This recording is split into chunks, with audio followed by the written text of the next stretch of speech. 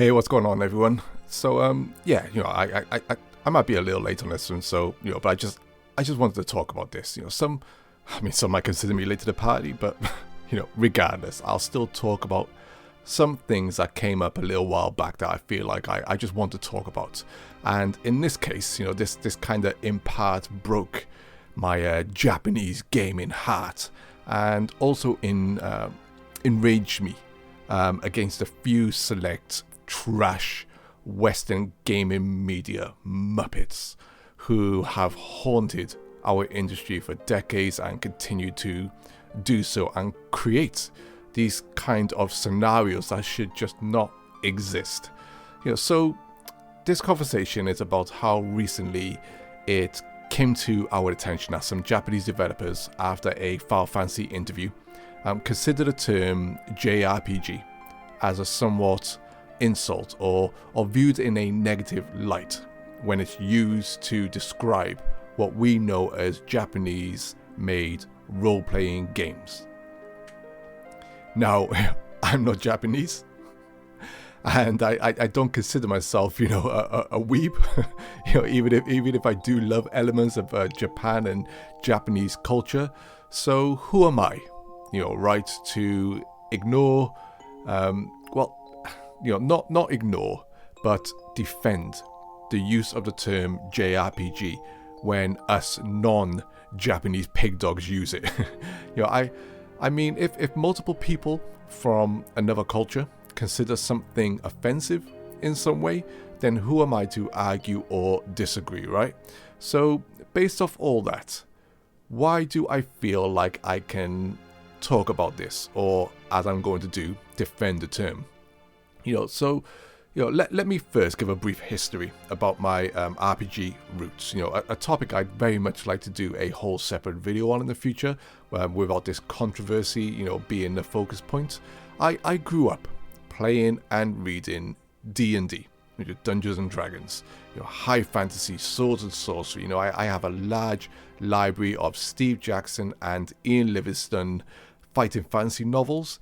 And if you know anything about these two men, they have essentially gave birth to the wider D&D movement and fantasy movement in the UK through novels, Dungeons and Dragons, as well as establishing the Games Workshop, the home of Warhammer, if you're familiar with such things, which you should be. But Greek mythology, Norse mythology, dragons, wizards, warriors, all fed into my growing world of fantasy epics, and I couldn't get enough. But it wasn't just high fantasy that called to me, it was also sci-fi, and we all know the Western greats of sci-fi like Star Wars, Blade Runner, Flight of the Navigator, which is an old film I love, and Flash Gordon, just as quick examples. We all know the great sci-fi films, and the list of epics go on and on. Then in the late 80s, I was exposed to the world of Japanese anime for the first time. Or back then, everything was just called manga, to my young, uneducated self.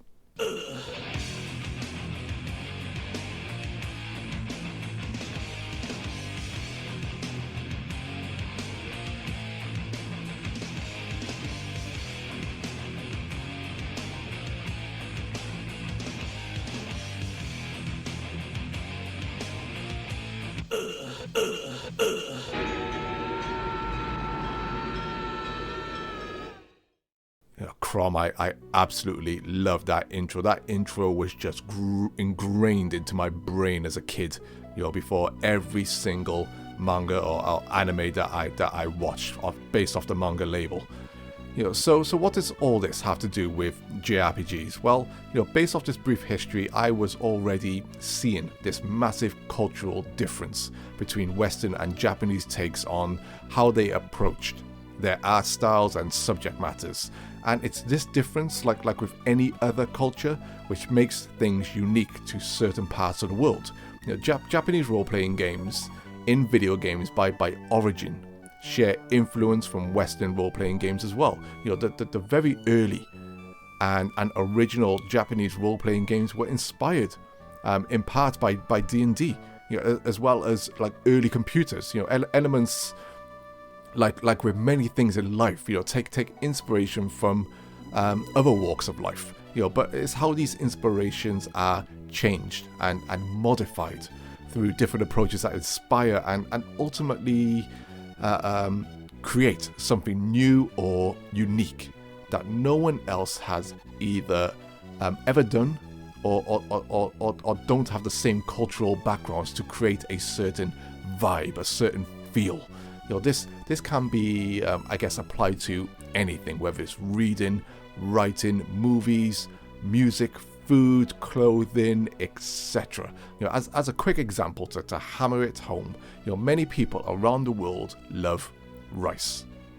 And rice can be cooked in many different ways to apply a taste inherently unique to certain cultures. We don't ask for Chinese food or Japanese food or Mexican food for no reason, because we know that these ingredients, although mostly universal, can be considered unique to a culture based off how they are cooked and prepared. And this is no different to JRPGs. Japan, in terms of art and in regards to this video animation and dare I use a term cartoons, are utterly unique to anywhere else in the world. No other country does anime or manga like Japan because it is inherently Japanese created. As I said earlier, in my younger years, I could see the stark difference between Japanese animation compared to the rest of the world I was exposed to. And it's not even just how things are drawn or animated, it's how things sound, with music and effects, the style and expression of voice acting, the comedy injected with Japanese culture, how the action, romance, etc. is handled using all these cultural attributes. All of this gets applied to the role-playing genre, but in a way that no other country does it. This ultimately built up a unique feeling of a role-playing genre coming out of Japan, along with gameplay innovations that no one else was doing at the time, or even arguably do now. It's not as simple as saying something like the platform genre was created in this country, so we call all platform games Japanese platform games. It's just jumping unto itself isn't a cultural entity. It's inherently nature based, and so you can't just apply this to a video game and perceive it as in the context of this topic Japanese in cultural origin. I believe the early platforming games, actually, funny enough, if I think about it, probably being games like Donkey Kong, which is a Nintendo-made game, Japanese, or the likes of Pitfall, which is an Activision Western-made game. Both coming in the very early 80s, but making a character jump isn't culture-based. But the company or the country can indeed take credit for being the first to add it into a genre, especially in video games, which does require programming. You can say we're the first company in the world to make a character jump in a video game. From now on, every time a character jumps in a game, we must call it Japanese jumping or the Japanese platform game. It just doesn't make any sense, right? What I wanted to get out of this, or at least stress from myself.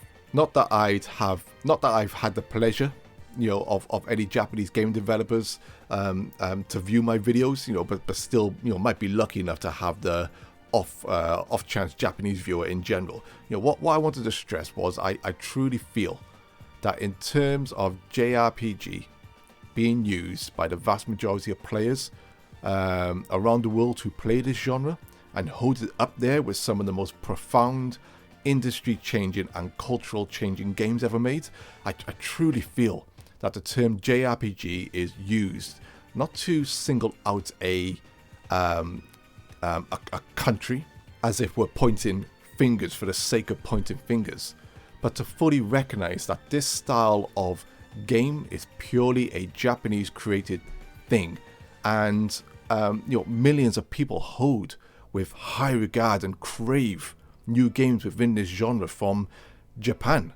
something only the Japanese market can deliver with their originality and flavor of Japanese culture, of anime, of manga, the way these things are drawn and communicated across is so inherently unique to Japan. It's unless you experience it and understand it, then I don't know what else to say to you. I am one of those people, and for all my years of gaming, I am one of those people who love Japanese culture within gaming, within animation, within books and everything.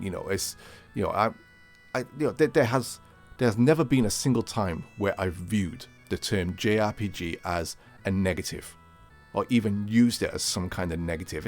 It's never even crossed my brain, and until now I can't believe it's a thing, apart from knowing and hearing about certain Western influences using it in a derogative way, just like many people use certain things in a derogative way, just because it doesn't gel with them in a way, or they want to use some sort of finger pointed on ammunition. That side of the industry just absolutely disgusts me, and it just needs to go.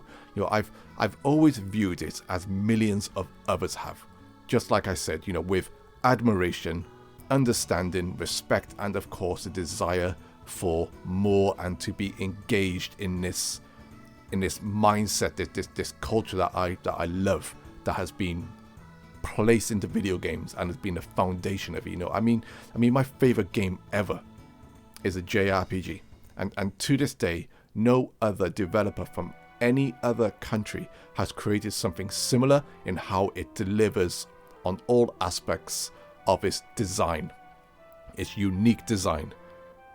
Japan and Japanese artists should 100% be proud of what they've achieved. They took a brand new genre and in their own unique way added that Japanese culture and flavor to it, and created a new genre which few others can call their own. And let's also remember, there's a reason why Japan was and still is, for me, the heart and soul of video gaming.